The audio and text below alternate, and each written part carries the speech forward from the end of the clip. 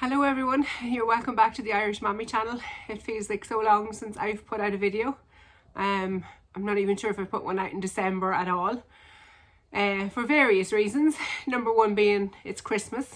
Wanting to spend more time with family and all the business of getting ready for Christmas, days out shopping, presents, getting all the cooking in order and baking done. And just generally spending more time with family. And of course then the other reason being we actually got sick before Christmas as well.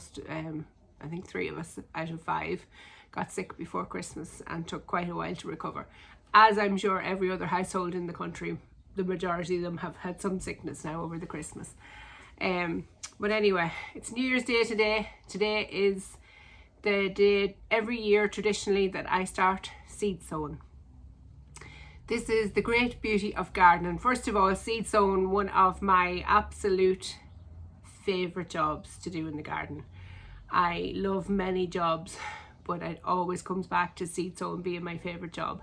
There's just something about putting the seed in the soil and seeing it from your nurturing it, turning into little seedling and growing. And I suppose it's probably such a fast growth process, you see the end product much sooner, but to see it turn into something that produces fruit or vegetable or something edible, or even a flower, you know, a lovely flower for cutting, or even just looking at, I get a great satisfaction out of that. And it never ceases to amaze me that I can actually do this and turn seeds into plants and save seeds from those plants and turn them into more plants. And it might be a very simple process, very simple ecological process that's been going on for millennia, millions of years even, not millennia. But it still never ceases to amaze me, and I always like to start the new year sowing seeds. So New Year's Day you will always find me in my greenhouse sowing seeds, usually onion seeds. Now of course this morning I went to my seed stash, which I have not replenished yet, which I'm actually in the process of doing, but the one seed I could not find was my onion seeds. I thought I had ordered my Unwin's exhibition, is the huge big onions. If you've seen any of my videos, I had some huge big onions, and that variety is called Unwin's exhibition. Absolute favourite onion to grow because it does grow so big, less peeling, and you know, one onion will do for most meals, even actually half an onion will probably do. So much less peeling, therefore less tears when you're preparing onions for the dinner. So Unwin's exhibition is my absolute favourite white onion to grow. I definitely did order them, but I recalled then when I was looking through the seed stash that some of the seeds did not come in the order because they weren't available. And of course that was one, and I didn't reorder it afterwards. But I have found some onion seeds to grow. These are my favourite red onion to grow. They're called Red Brunswick. Let's see if you can see that there.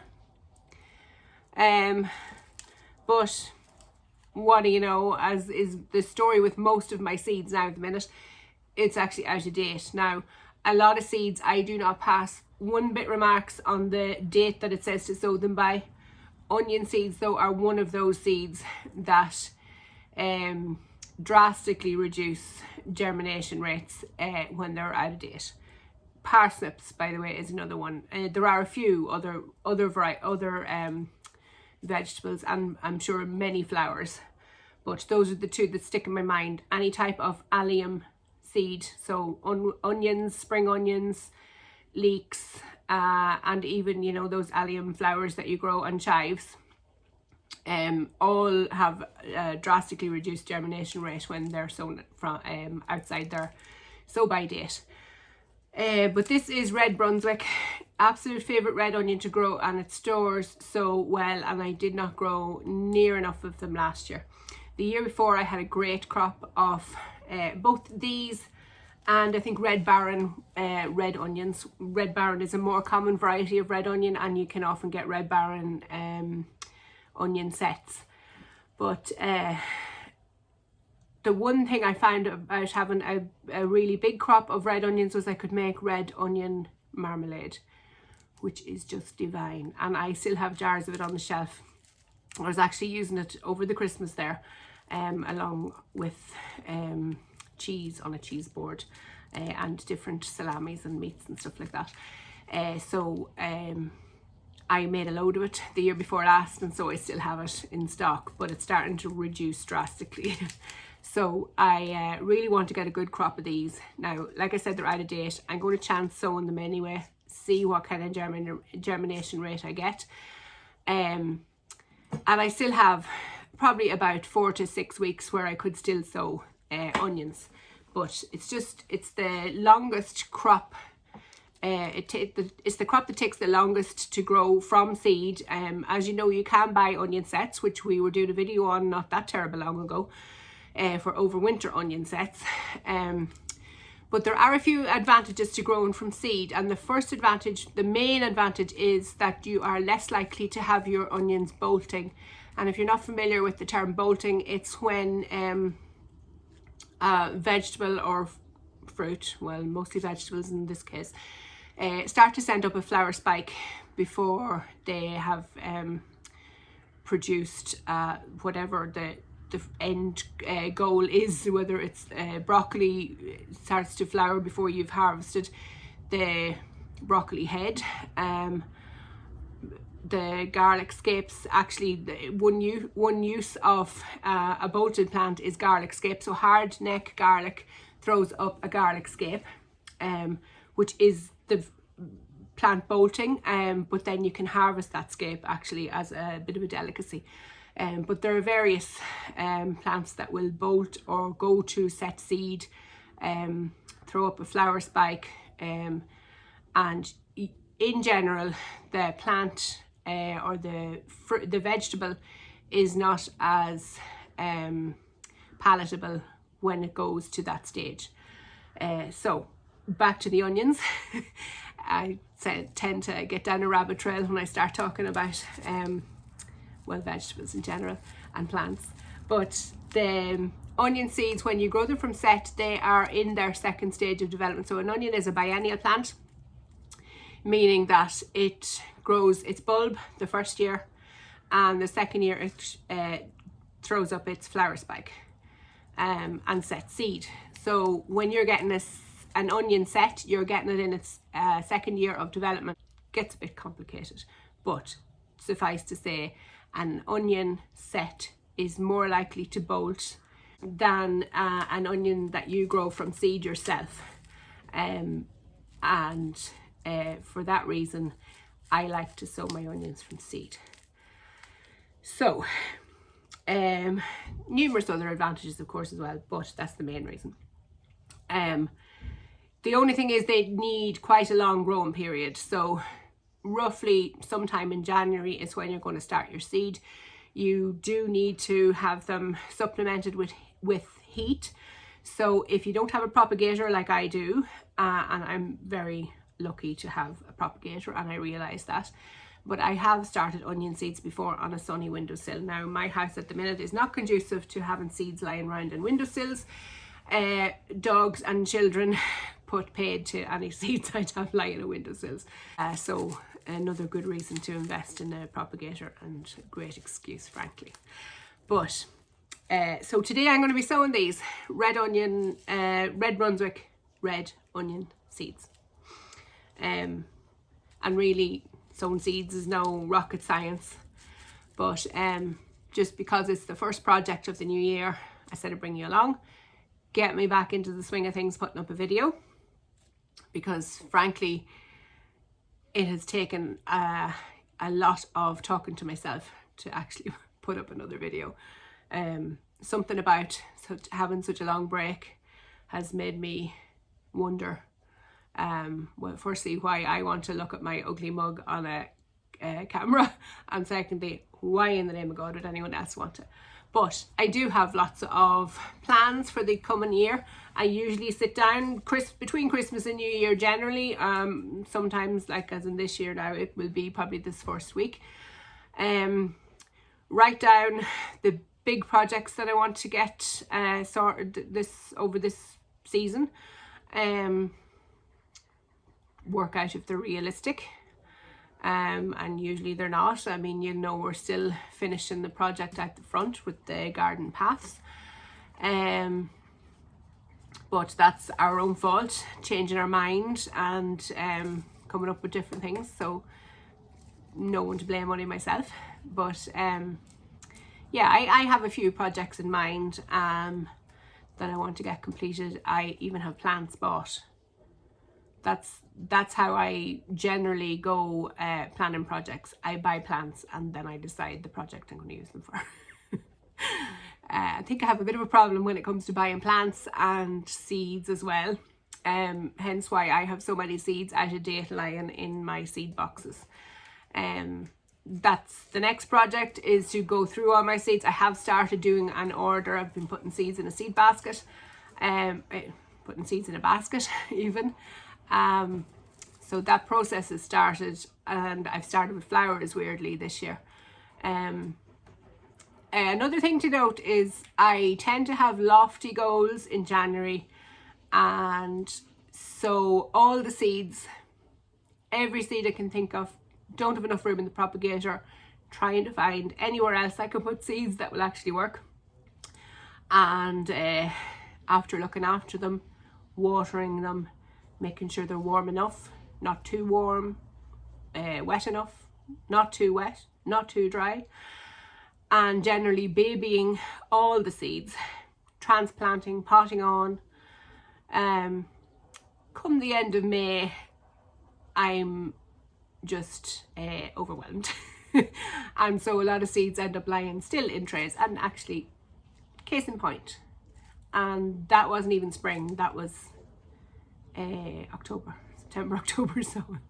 So I was very ambitious for the winter as well, and that tends to happen to me. So just take note of that. You'll see come the end of May and beginning of June where a few of the goalposts might be shifted and the projects might be reined in a little bit and made a bit more realistic. But for now, I'm going to dream, and I'm going to be planning all sorts of mad projects, and we'll see how many I get to. But in all reality, they're all projects that will probably be got to some year, hopefully. So anyway, let's get to these. Not rocket science. I'll bring you down here and show you what I'm doing. So we're on the potting bench at the minute. Hasn't been tidied up yet either. Goal number 335. Tidy up the greenhouse. So I just use, for seeds that I want to start a lot of and that I'm not sure their germination especially, I will use some of these trays. Now this is a half seed tray. I'll show you what the full seed tray looks like. So obviously that can fit into that, and two of those make it the same size. But generally I will use a tray like this. Check for germination, and onions are one of those vegetables that you will then prick them out afterwards, similar to tomatoes and many other vegetables. So I will be sowing them quite thickly in this to check their germination. I do actually also have saved seeds from Unwin's exhibition. And actually the onions that I grew last spring or last January even were these saved seeds. So these are saved from autumn 21. Would that be right? Yeah, autumn 21 these are saved from. And they have been sitting in the greenhouse since, and actually they had got wet before I saved them, so you might see some of them had started to sprout. So I wasn't even sure last January that they would grow, but they did grow. So I'm going to chance these as well. I'm going to do 2 half seed trays. One with my red Brunswick and the other with my own saved Unwin's exhibition seeds. So we'll see how they do. I have roughly another 4 weeks still to get my onions sown. Probably won't leave it that long. I will probably buy fresh Unwin's exhibition seeds and get them sown just in case, because I won't have long enough. By the time I've realised that these aren't germinating well, I won't have enough time to re-sow then. So I'll probably just sow all the seeds as usual.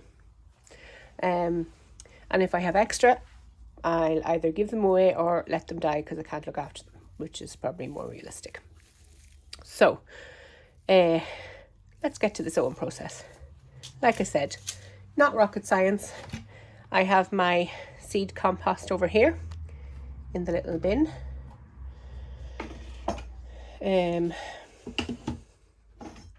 No seeds need very,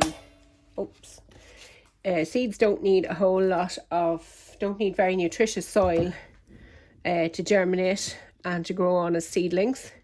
And then what you can do then is prick them out and pot them on in potting compost, or you can start to water them with water that contains a feed, something like this maybe. Which one is this? Yeah, well, so depending on the type of plant it is. So this is for most of your vegetables, actually, this covers, and this is an organic seaweed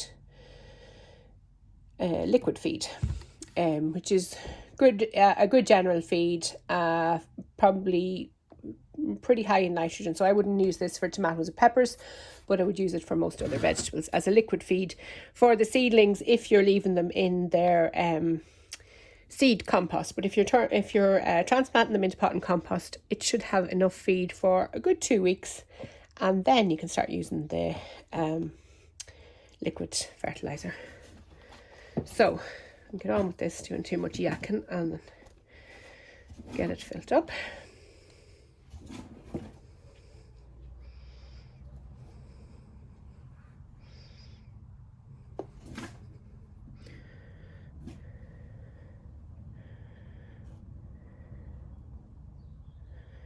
So you just tamp it down slightly. You don't want it too compact. You want it to be fairly lofty still for the roots to grow down into it rather easily, especially that first taproot that the seed sends out. But you also do not want air pockets, because what happens a root when it hits air is it stops growing, which is how air pruning works. But anyway, that's a whole other story. Right, one tray filled. I'll bring you back when I have the second one, because I'm sure filling trays is not exactly riveting entertainment. Okay, so here we go, and I'm just going to write up my labels so that I don't get mixed up. This pen, by the way, is a UV resistant and waterproof pen, which is essential if you have a garden. Now, there are many gardening pens you can buy, but I find none of them last, whereas this one definitely does. Now, I bought this one in Easton's, but I'm sure you can get it in any good stationery shop. So it's permanent to start with. Can write on all these different materials, which I don't know half of what they are, but glass, plastic and metal is a good start. And then you can see there that it is waterproof and light fast, meaning UV resistant. So for your plant tags, if they're outside or even in the greenhouse, they need to be UV resistant so that they don't fade over time, which is usually what happens to me if I use any other type of a marker. They fade over time and I can't actually see what they are after a certain length of time. So this is the red Brunswick, and this is the first of the first. 23. First of many times to be writing 2023. And then I'm going to write Unwin's exhibition. And just I'm going to add a note that they are my saved seed.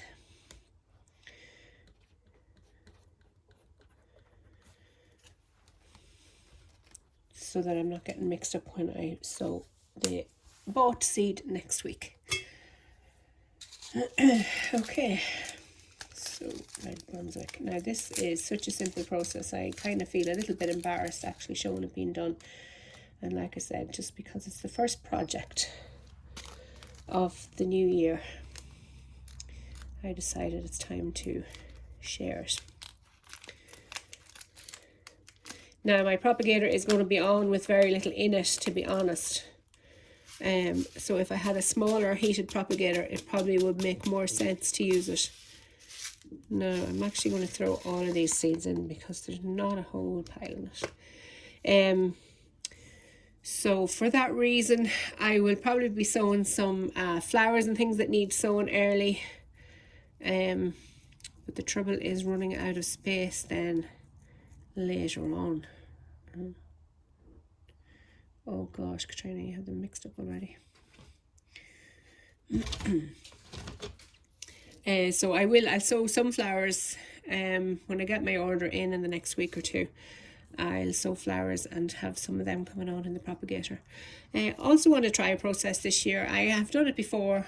I've seen it done loads of times, and I actually tried it for the first time last winter and had quite good success. So it's a winter sowing method for more of like your hardy annual vegetables and flowers, where you use milk cartons and just leave them outside and they wake up naturally themselves. The seeds germinate naturally and there's very little babying to them, which suits me brilliantly. So I tried it with a few varieties of vegetables and flowers last year, as a demo actually for our DIY group, and had quite good success with it. So I am excited to share that with you in the coming weeks, because it's great if you don't have any heated space at all. This works really well. And also, if you're like me and you have your heated space packed to the gills, this is an alternative method and much less hassle. It does not work for every single seed, and I'll go through in more detail the seeds that you can do it with, but yeah, it's good, and I'll share more in the coming weeks about that. So I am just going to top these with a tiny little dusting of compost, nothing major, just to try and keep the seed tamped down. So you want the seed to have good contact with the soil. Now there's a wee crawly friend, not doing any harm, but I'm just going to take him out in case I damage him. So you want to ensure that the seed has good contact with the soil, for the same reasons as you don't want air pockets, so that when the seed germinates, that the root doesn't hit an air pocket and stop growing.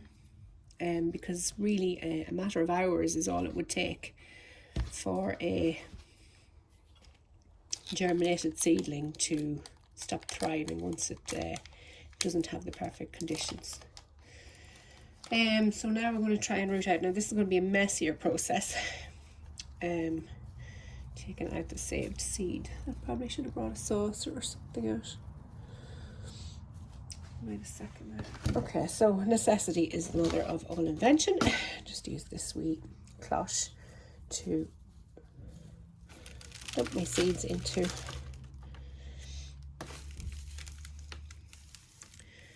So the seeds are clustered in here.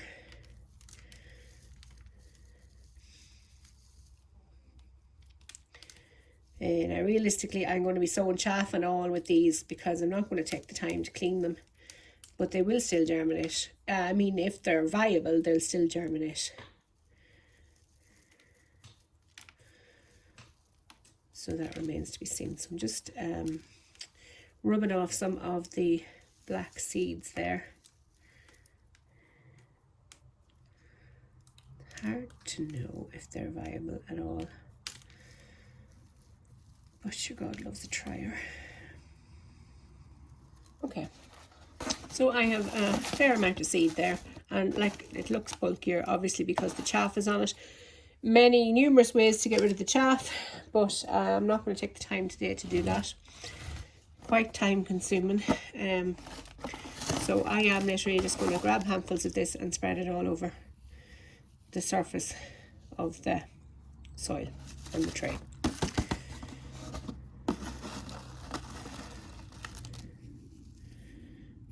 And just for if anyone's curious, these are just normal organza bags.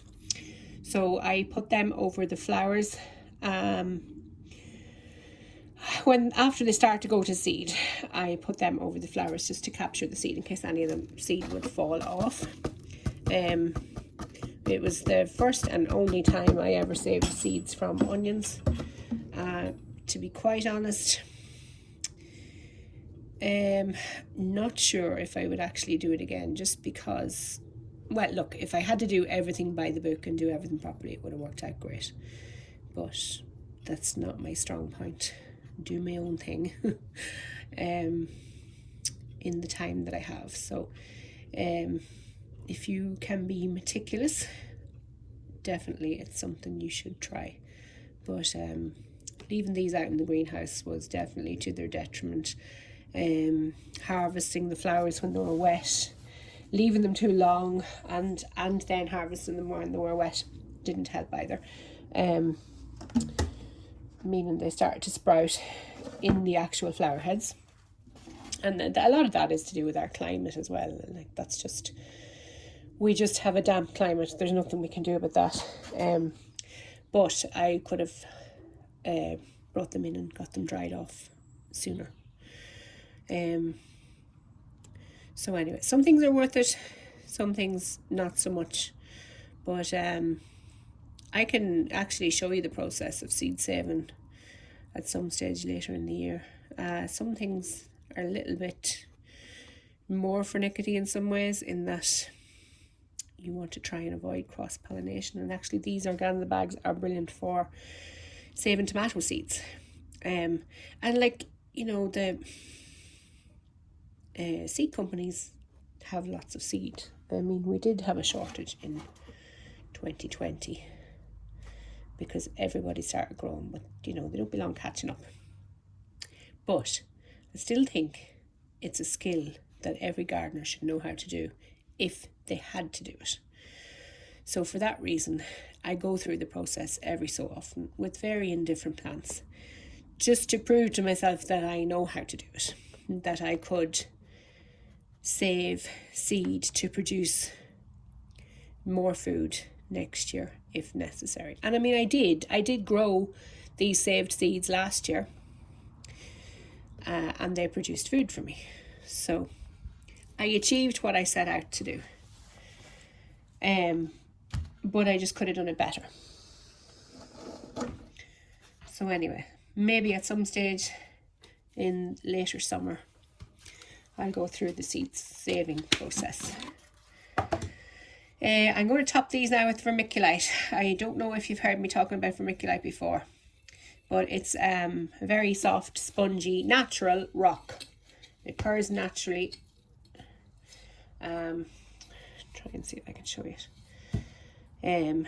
But they're like, it's really, really soft. You can squeeze these. They're like little sponges. I don't know if you can see me doing that. It's maybe too small for the camera, but we use these for seed sowing because they help keep the seed in its more preferred conditions. So if the soil goes drier, these vermiculite particles will release some of their moisture, therefore keeping the seeds slightly damp. And if we overwater the soil, which a lot of new gardeners are definitely guilty of, and some more seasoned gardeners like myself still do it, but this will soak up the excess moisture on the surface to keep the seed. So the optimal conditions for a seed are that they are slightly damp, and obviously they need some warmth to germinate. Too much moisture can cause damping off, which is where the seedling just dies off all of a sudden. Can cause mold, and I mean all sorts of different types of molds can grow on your compost, and that can also be due to lack of air movement as well, but usually it's a combination of lack of air movement and too much moisture. So this is what the vermiculite does, helps prevent those things. Now obviously there are still more things that can go wrong, and some seeds will just not be viable and won't want to germinate anyway, but the secret to that is to sow more than you need, and you may get the amount that you want to end up with. So just a light sprinkling of the vermiculite over the top, and I will now water these just ever so slightly. Now a watering can with a fine rose would be more ideal for this, but the hose is right beside me, so I'm going to chance that.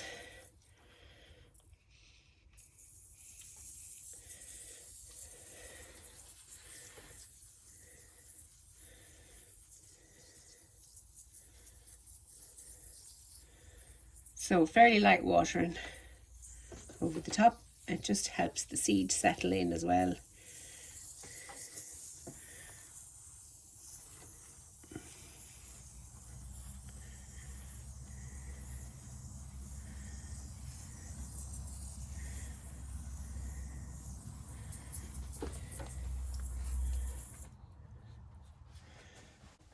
Now I'm also going to cover these with a wee cloche, even though they are going into the heated greenhouse.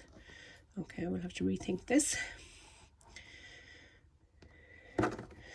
So they're going into the heated propagator rather, but I will just dome them because humidity will also help the seed to germinate faster.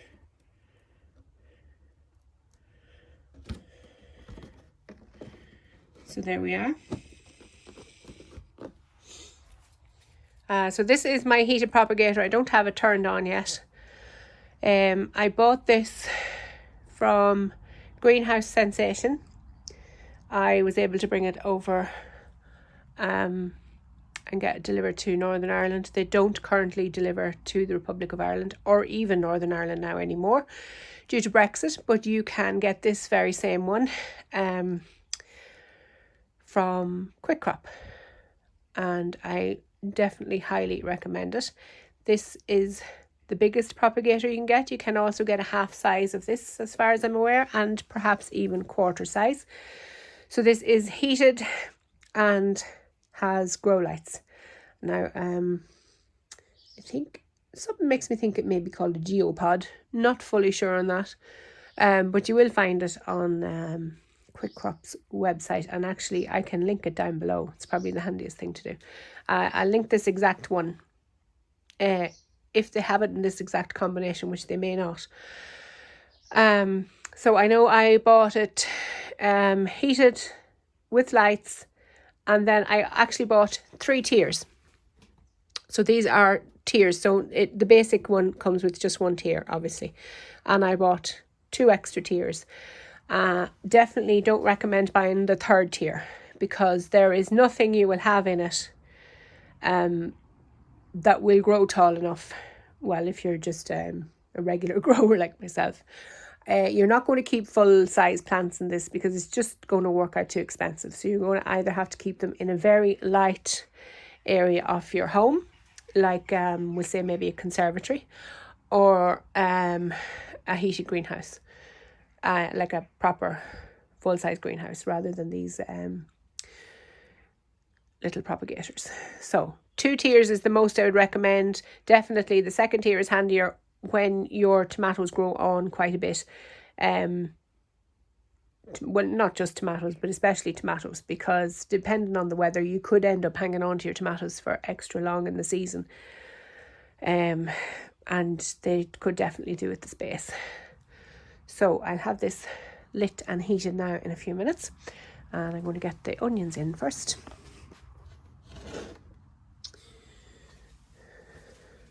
Now mine has not been cleaned out yet. that is job number 200 on the list.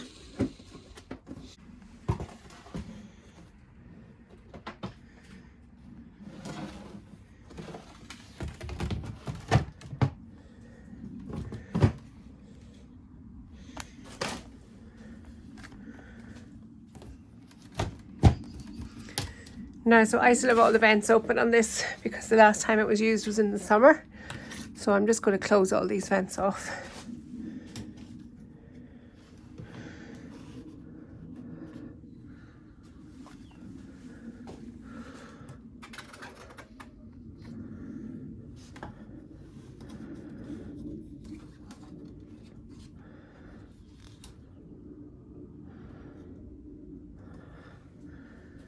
Okay, we are good to go.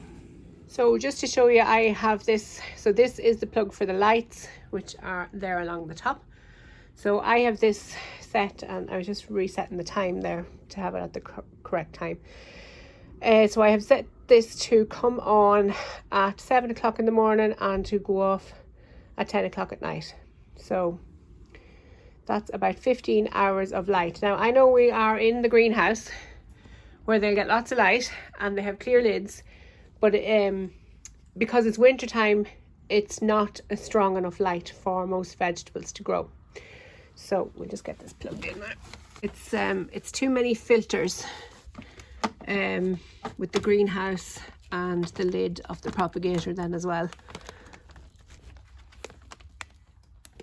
So here's the heater here. So we have it set.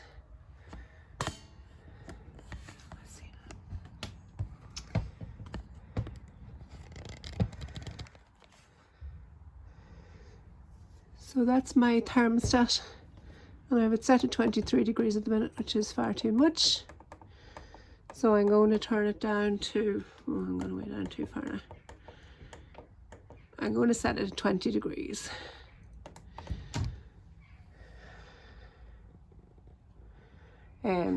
Onions don't need high heat, they just need constant heat. So that's why I'm going to set it at 20 degrees. We'll see how it goes.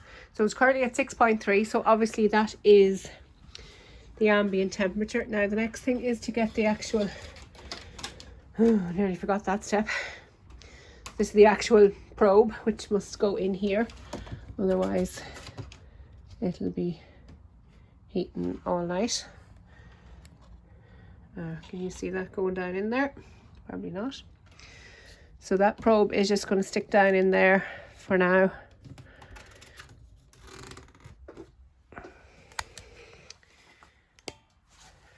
There we are, you can see it dangling there. So that's what's controlling the temperature. So we have our lights on. Actually, one of them's not working. I'm going to have to wiggle at that for a minute. Actually, technically, the lights aren't even needed just exactly at this stage until they start to germinate. But knowing myself and the type of gardener I am, these will have germinated probably in a few days, and I'll probably not have even seen them. So I'm putting the lights on now so that I don't forget. I'm going to have to wiggle at one of them, make sure it's actually working properly, which it should be, because I did actually test it yesterday. But that's it. So that's onion seed sowing 101. Like I said, not rocket science.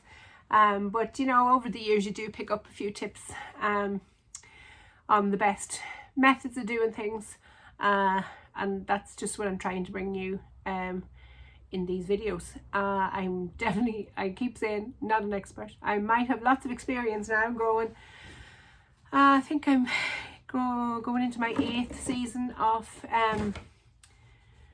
growing my own vegetables, and obviously it's starting very small and it has escalated ever so slightly, but yeah, that's what I'm hoping to bring you, all those little tips and tricks that might take you a good few years of experience to pick up, but I'm still picking up lots of tips and tricks, and I'm forgetting tips and tricks and remembering them again. So it's a constant learning process. You will never know it all. And I think there's a famous quote to the effect of something, well, I'm totally going to butcher this, that it's what you learn after you know it all that counts. So That's just motivation to keep learning all the time. And gardening, you certainly are learning all the time, and no matter how much you think you know, you will have a failed crop or something will be unexplained. And I have lots of failed crops to show after our very cold spell before Christmas, when we were all under the weather. Nothing was looked after at all. So normally I'd put some effort in to save my plants. It didn't get done, so we've lots of failures to show along the way, and that's just to show you that I'm definitely not an expert, and these things happen. But that is the beauty of gardening. It starts all over again every spring. And okay, you lose perennial plants, that happens too, but that's, I think, what attracts me to gardening, is that no matter how much of a mess up you make of the whole thing, you get to start it all over again. And that's what this process is. That's what this New Year's Day sowing is probably about for me. It's the start of the redo. I get to do it all over in a different year, and have a completely different experience this year. Some things go really, really well. Some things are a complete flop. That's another part of the reality of gardening. And some of that is down to the gardener, and some of it is down to the weather. And, you know, there are always different factors coming into play in the gardening season for both the gardener and the garden. And but like I said, the beauty is you get to start it all over again every single year. And maybe that might not be attractive to some people. They might not want to go through the whole process every year, but for me it's very fulfilling, and it heartens me just to know that if something is a complete failure or goes wrong, or I don't get something done, that I get to do it again next year and improve myself and make it a better effort at it, or research to see what has gone wrong. What have I done wrong, or is there something wrong with the conditions that I'm growing a plant in? You know, what can I do to improve it, and then try it again next year. So I also want to add, if you're a first-time gardener, do not go mad sowing seeds yet. I've got some seed sowing out of my system now with this, with the onions, but I will not be starting my main seed sowing. So then after onions, and this year I'm going to be doing some flowers, and I have to research what flowers need to be started early and what don't, and that's another process. The next vegetable I will be sowing will be peppers, another long season crop. The trouble with peppers is they take up so much space in the propagator, and this is the general problem. If you do have a heated space, your seeds need a heated space to survive. So remember, they're itty bitty tiny little seedlings when they germinate, so they're even more vulnerable to the elements. So the slightest bit of frost will just say goodbye to them. So for that reason, don't go mad yet. Also, if you sow tons of seeds now, and you know, I'm better giving this advice than actually taking it, but if you sow loads of seeds now, the weather will not be good enough outside to plant out for the most part until possibly as late as May, and I would say late March at the earliest for some plants. So if you do have a greenhouse or a propagator, it will be jam-packed full. Your seedlings will not be getting enough light, even with the grow lights, even with the daylight coming through. When they're all bunched together really close, they're all competing for light, and they all just try to grow upwards, and you will have these big long spindly plants, tomatoes especially. You'll have big long spindly plants they'll have no strength to them, so the stalks will be really bendy, breakable. So just hold off. Now is the time, if you're a new gardener, It's the time to get your growing space ready. Make sure you have your beds prepped. You know, maybe some of you are in the process of building your garden beds. So that's the work to be doing now. Keeping the weeds down if you can. If you can get a start on them now, you'll have less work in the spring. Other jobs you can be doing, I can be cleaning my greenhouse. That's another job has to be done. The whole structure itself has to be washed down. Gathering your supplies, so buying your seeds. From now on, the seed companies have all their new seed in stock, so you'll be buying your seed. Plan your garden, so draw out a map of your growing space and decide what's going into each space. Keep crop rotation in mind. If you were growing last year, grow the next group in the rotation this year. So yeah, there's a lot of planning can still be done, so do that. Put in the homework now. I will spend the next 4 weeks doing that, gathering my seeds, ordering compost if needed, and just generally dreaming big and planning all the projects I'm going to do. So just hold off yet. Yes, by all means, sow onions, sow peppers the beginning of February, sow your tomatoes at the end of February. That's all I'll be sowing in the first 2 months. Then come the first week of March, I sow the bulk of my vegetables, so that 4 to 6 weeks later they are ready for planting out. So that's what you want. And some of them will be later again, so I won't start cucumbers until the end of April. Any of the pumpkin, squash family, any of that won't be started till the end of April. Sweet corn, anything that's frost tender, I won't start probably till mid to late April, so that it's ready to go out. Usually the end of May, the chance of frost is past, but there's never any guarantee. And oftentimes we can have lovely weather in April in the daytime, and then the temperatures just fluctuate at night. So for that reason, just hold off on your seed sowing. Don't get too excited. And I'm excited to bring you all along on my growing journey. It never works out properly every year, never works out perfect. But we'll be on the journey together. I'm still learning. I can learn from you as well. In the comments below, please let me know when I'm doing something wrong, nicely. And you'll get to see the reality of my garden, what goes wrong.